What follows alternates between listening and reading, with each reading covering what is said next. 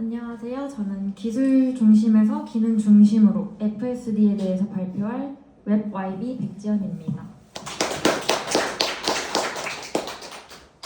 네, 발표는 다음 순서와 같이 진행하도록 하겠습니다. 주제 선정 이유인데요. 저는 지금까지 프로젝트를 진행을 하면서 항상 기술 중심의 폴더 구조를 사용을 해왔습니다. 이번 합동 세미나 프로젝트에서도 마찬가지로 컴포넌츠, 컨스턴츠, 훅스와 같이 기술 단위로 폴더를 나누어 개발을 시작을 했습니다. 근데 이제 개발을 진행을 할수록 점점 문제가 생기기 시작했는데요. 각자 맡은 컴포넌트가 세세하게 나뉘다 보니까 결국 여러 컴포넌트를 조합해야 하는 상황이 생겼고, 그 과정에서 각자만의 폴더명과 파일명이 생기기 시작했습니다. 그 결과 폴더 구조가 점점 복잡해졌고, 나중에는 어디에 컴포넌트를 두어야 할지 고민하게 되는 상황까지 오게 되었습니다.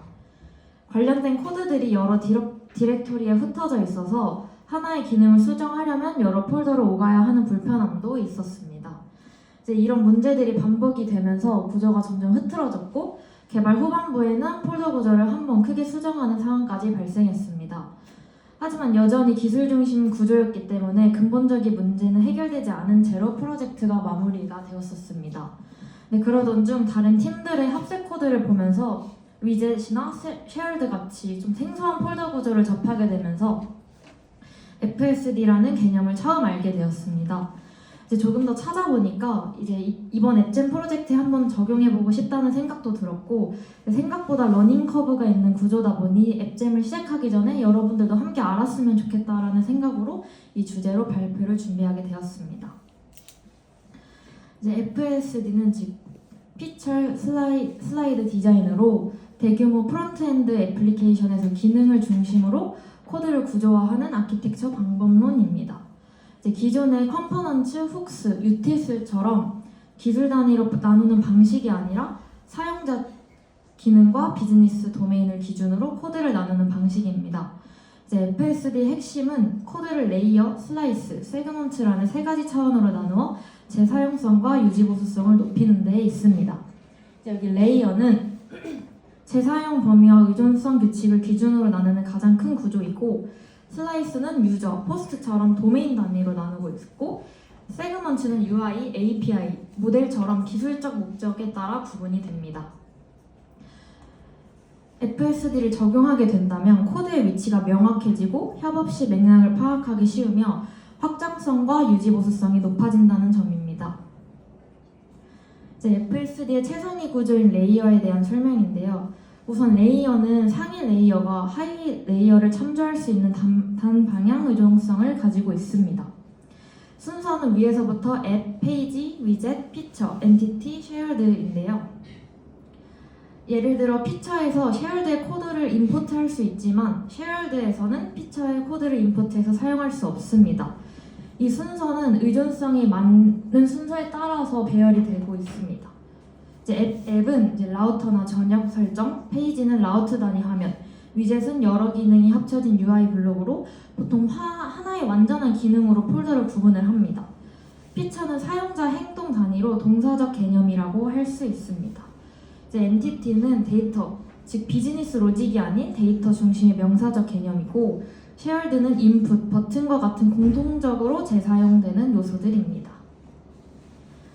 엔티티는 사람 그 자체, 변하지 않는 존재라고 생각하시면 되는데요.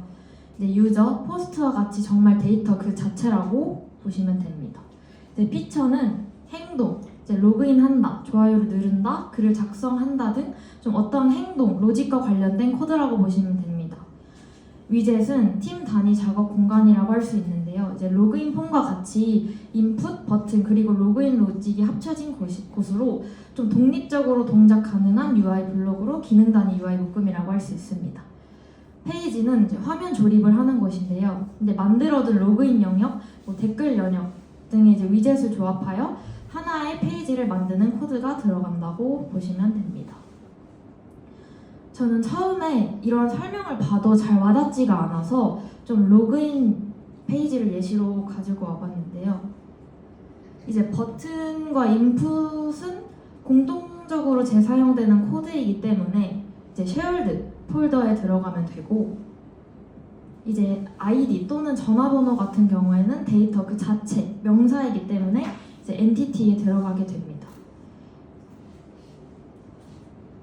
이제 로그인 버튼을 클릭해서 로그인을 한다는 어떤 동사적인 개념으로 이 부분은 피처에 들어가면 되고요.